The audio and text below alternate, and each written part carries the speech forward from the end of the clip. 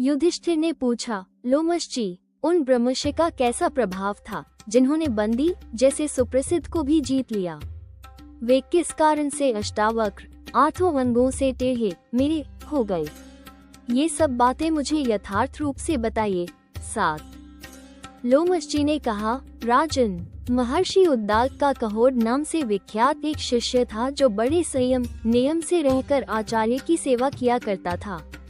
उसने गुरु की आज्ञा के अंदर रहकर दीर्घकाल तक अध्ययन किया। 8। विप्रवर कहोड़ एक विनीत शिष्य की भांति उद्दालक मुनि की परिचर्या में संलग्न रहते थे। गुरु ने शिष्य की उस सेवा के महत्व को समझकर शीघ्र ही उन्हें संपूर्ण वेद शास्त्रों का ज्ञान करा दिया और अपनी पुत्री सुजाता को भी उन्हें पत्नी रूप से समर्पित कर दिया। 9। कुछ काल के बाद सुजाता गर्भवती हुई। उसका वो गर्भ अग्नि के समान तेजस्वी था। एक दिन स्वाध्याय में लगे हुए अपने पिता कहोड़ मुनि से उस गर्भस्थ बालक ने कहा, पिताजी, आप रात भर वेद पाठ करते हैं तो भी आपका वो अध्ययन अच्छी प्रकार से शुद्ध उच्चारण पूर्वक नहीं हो पाता। 10।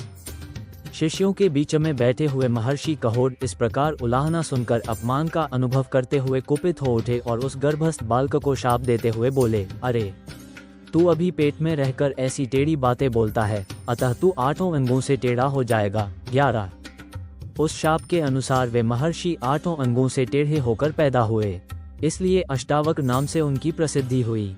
श्वेतकेतु उनके मामा थे, परंतु अवस्था में उन्हीं के बराबर थे। 12।